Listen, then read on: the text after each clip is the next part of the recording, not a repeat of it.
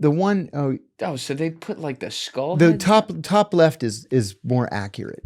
The one with the skulls is in Italy. That's an ossuary in Greece. That's so. And I've struck up a friendship with the guy. There's this bread.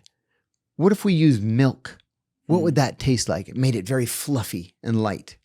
Then they came up with this idea. Newspapers were becoming popular, and there were young boys that would actually deliver your newspaper to your house, called a paper boy, right? And they said, what if we hire boys to deliver bread to the houses? If you make an order by 3:00, we'll deliver the bread so you can have it on your dinner table while it's still warm. And then they started making cakes and making pies and this and that. By the turn of the 20th century, they owned the entire city block behind what is today Union Station, train station. And they were millionaires many times over. Israel Butler, the older of the two brothers, decided to retire like right around the start of the First World War. His brother stayed on for another couple of years, but they finally sold the business to the National Biscuit Company, Nabisco. And the only thing that they changed, the bread itself was very, very popular, but it had this terrible name. I forget the name. It was like Mrs. McGillicuddy's delicious bread. That's not it, but it was something like that.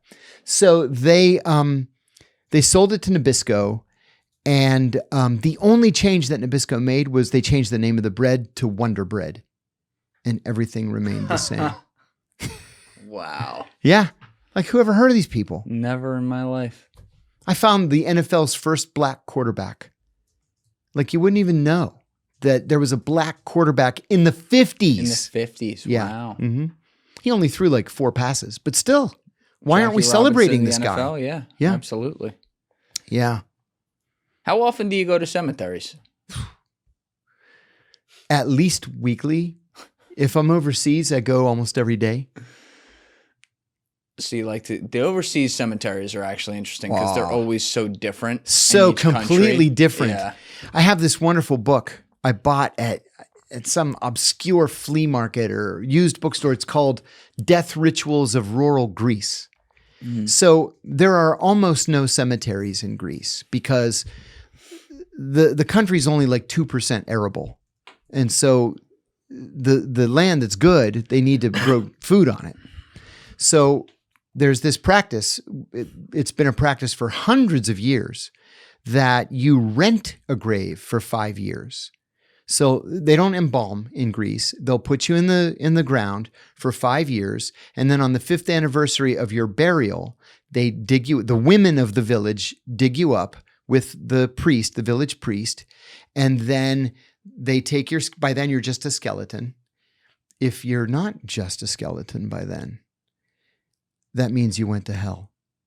Oh. And so they put you right back. I thought you were going to say it means you were buried alive. I was like, oh, shit. No, it means you went to hell. So, but just about everybody is just bone by then. So they take the skeleton apart, they wash it with red wine, the priest blesses it, and they put it in a little bone box. And then in an ossuary, a bone house, just on, here, I'll show you a picture, just on shelves until it's time to build a new church. And then they take all the bones out and they put them underneath the church, under the foundation. Can't we just cremate at that point? No, cremation's forbidden, strictly forbidden. You can't cremate because... We'll put the bones in a box, but you can't cremate? I know, right? You know, these rules that humans invent. And you know what's funny is none of these rules are actually based in religion. No, it's some guy one day had a bright idea and said, this is what we're going to do now as a religion. Yeah. Yeah. That's pretty much it. That's real? Oh, my God. Oh, yeah. There you go. Deef's got it up. Can we blow up one of those pictures? Whatever one you want, Deef. Hey guys, if you haven't already, please hit that subscribe button. It's a huge help. Thanks and enjoy the rest of the show. The one... so they put like the skull The heads? top left is more accurate. The one with the skulls is in Italy. That's an ossuary in Greece. That's so... And, you know, I've struck up a friendship with the guy. There's this... well, the nice way of saying it these days is he's on the spectrum, But he's an artist. He's not able to care for himself. Oh. And so they gave him as a job, just take care of the bone house, right?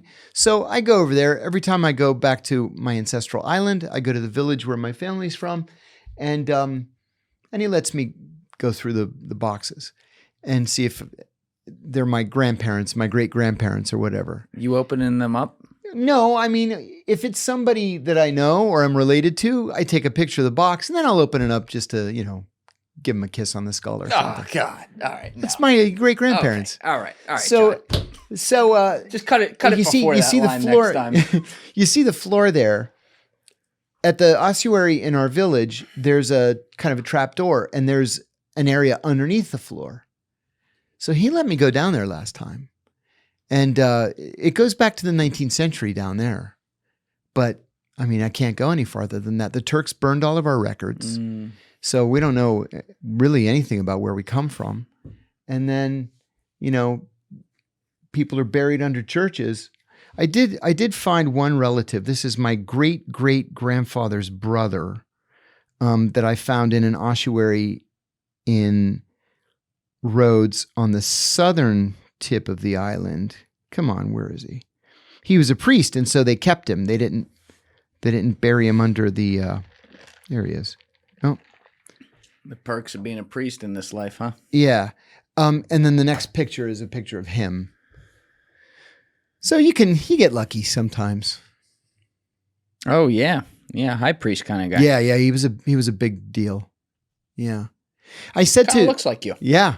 I said to my cousin who also has an interest in our family genealogy, I said, my grandmother told me he was eaten by a shark. He was diving for sponges and he was eaten by a shark. No. My cousin said, that's not true.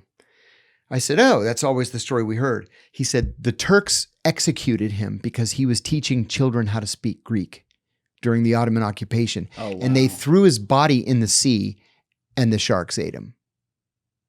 But he said the Turks murdered him, which gives me just another reason to hate Turks. Wow. Yeah. The Ottoman Empire is one that's overlooked. And people are like, oh, no, history. it was okay in the Ottomans because if you just paid your taxes, you could freely practice Christianity. Bullshit. Yeah. What country are you from where they were so kind to you that if you paid your taxes, you could do your thing? What a joke. You're funny. You're just funny. Like how you get so upset and then you go back to laughing right afterwards. It's great. Well, I don't know how we got on that tangent. Yeah, I'm not sure. Skulls and cemeteries. Oh, it was and my stuff. book. It was very, very interesting. And the tall guy. Thank you guys for checking out this clip. If you haven't already subscribed, please subscribe and hit the like button on this video. It is a huge, huge help. And if you'd like to check out this clip's full podcast episode, that link is in the description below or right here. And finally, you can follow me on Instagram and X by using the links in my description below.